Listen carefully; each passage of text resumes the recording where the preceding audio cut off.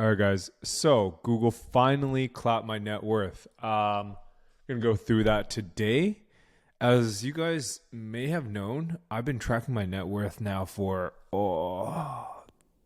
2021. So what is that, 3 years? 3 years now. Every month for the last 3 years. It is so much work. But yeah, if you guys care about this, I highly recommend you guys sign up for the first link in the description just to see my asset allocation, right? So I've done a video on my stocks in the past, but the newsletter covers my cash position, which I'll go through today as well. So you can just have a quick glimpse, but the newsletter goes very, very much into detail, like which watches I own, for example, real estate, types of crypto I own, so on and so forth. It's probably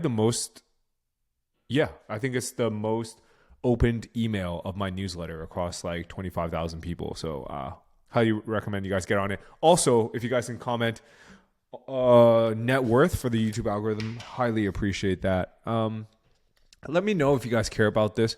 Obviously, this isn't a flex, as you guys know. If you followed along for this long, you know I'm not flexing on y'all.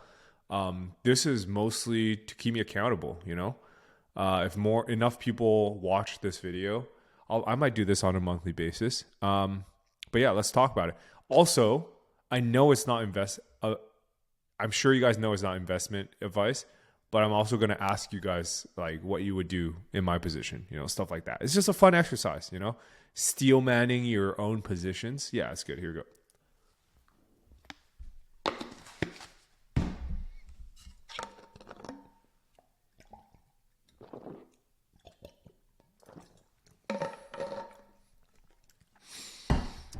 All right, let's go. So yesterday we did about 3.6K in total revenue.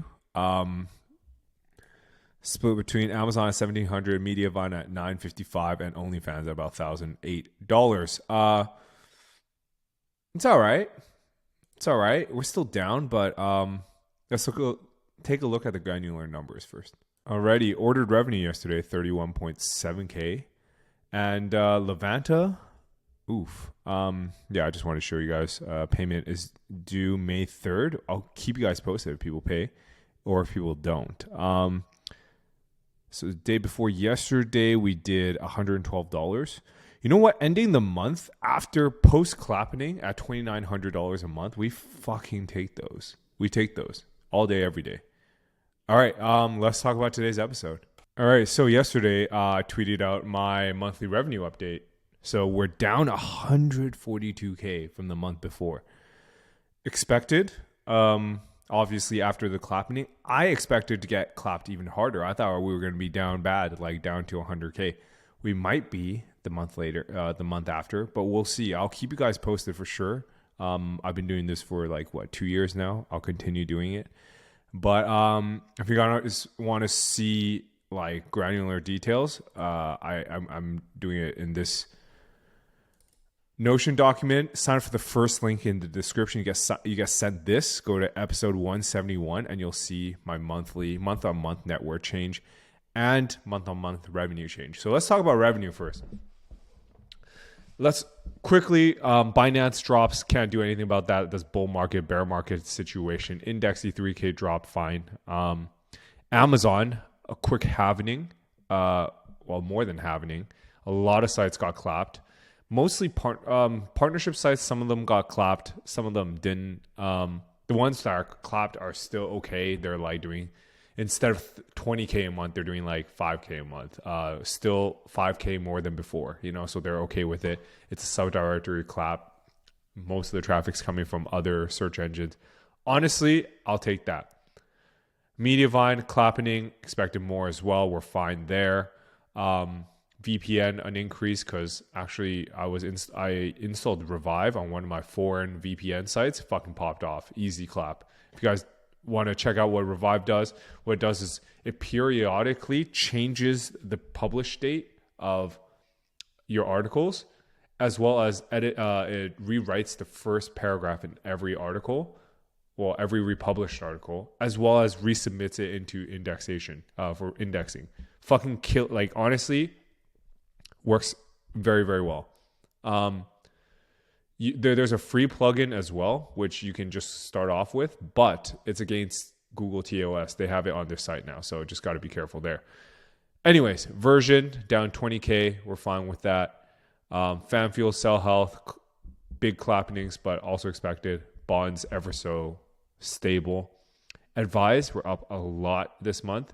I think we're at nearly 25K month to date. Fucking sick. And OnlyFans dropped slightly. We're okay with that. And Levanta, massive drop. I think that's like 1/8.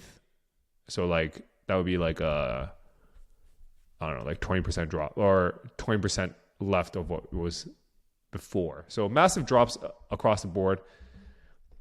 What can I say, right? What can I say?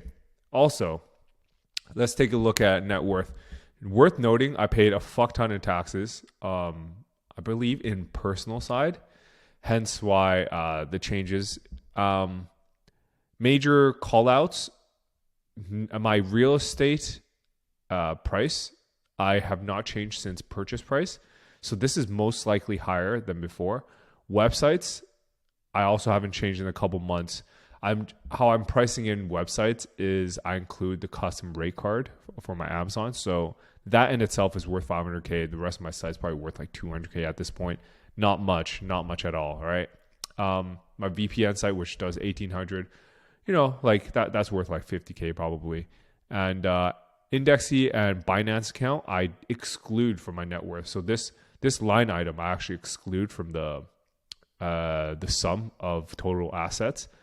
Just mostly because I don't ever plan on selling it. It's hard to, I don't want to include that. It's just personal preference. I can include it and people won't argue that because it's a revenue generating asset.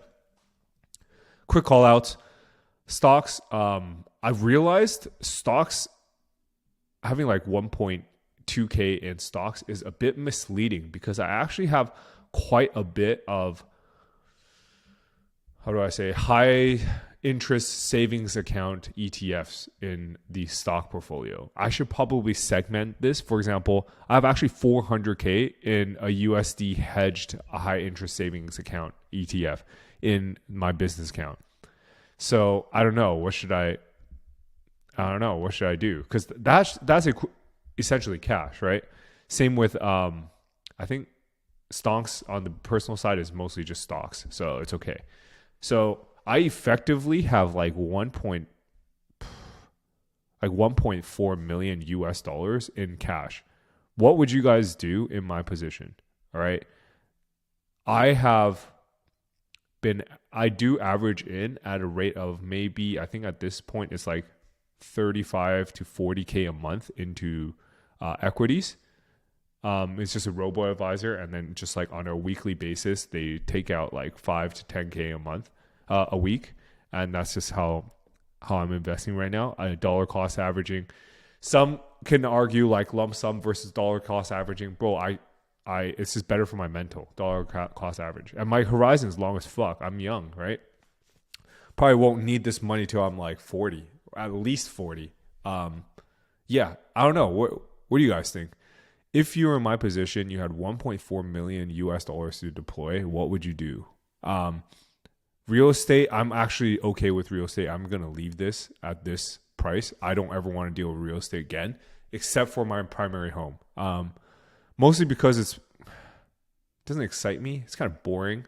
Maybe a vacation home on the island in British Columbia, but that's it. What do you guys think? Obviously, watches I'm going to keep because I enjoy watches. Crypto clapped down. It's down fucking 25% because I don't know, Bitcoin's at like 56K right now, pretty savage. Yeah, I think cash-wise, I'm a bit overweight on cash. I want to deploy it, but I want to deploy it into something like safer. So in the meantime, I think I'll move all this into high interest savings accounts, ETFs, and just play with that while I decide. Should I just dollar cost average harder and heavier into the market? Maybe. We'll see, right? This is a fun experiment. Let me know what you guys think. Obviously, I know it's not investment advice. We're just talking, right? As friends, well, internet friends. And that's it. That's the episode. Comment net worth for the YouTube algorithm. And I'm going to answer some questions now. Alrighty. Paulo says, when are you stopping by Mississauga? It's for Toronto. It's May. Yeah, I think it's 15th to 22nd. Do people, if people want to do a meetup, is it better to do a meetup on the weekend, in the evenings, on a weekday, or what? Because like I know weekend is kind of popping, like everyone's out. I don't know if that's the vibe we want to go for, but yeah. Jason says, found you through YouTube. Great. Renee says, hey Jackie, nice channel. Question: have you seen Kevin PBN's new service? It's PBN's Hire DA. If you've seen it, what do you think? Are they good enough for tier 1 to stick to tier 2? Always tier 2. Hire DA is just more like juice. So if you guys want me to try it, I'll try it. Let me know. In Rank and Rent, how to track down these many leads we are transferring via calls to clients, if we're forwarding the calls directly or publishing the client phone number on the website. You need like a call tracker. So Call Scaler actually tracks the number of calls and it records the calls for you. So keep that in mind. I just started a plumber rank and rent for a major city in Netherlands. Obviously can't create a GMB. I don't have an office there, but when I create a site, I always build a lot of citations because they create a good foundation. How do I I would, if you never plan on creating an address for this rank and rent, I highly recommend just faking an address. And then if you ever want to buy an illegal GMB, you can just buy it at that location.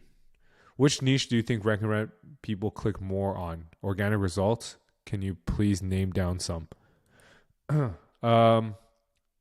Emergency plumbing, towing, if people don't answer, locksmith, etc., etc. When selecting a Rank and Rent niche, if the top 3 in organic serve have over 30 links and decent DRI as well as on page, can you beat them with only citations and a PBN? An EMD powerful enough to beat them? Yes, 100%. Did you ever use King Newswire PR? No, I haven't. It's just not something I've done. All right, guys. That's all the time I have for today, guys. Remember to comment net worth for the YouTube algorithm and ask me a question or tell me what I should invest in. I don't know. Just a little fun exercise. All right, guys. That's it for today. Take it easy. I'll see you guys tomorrow.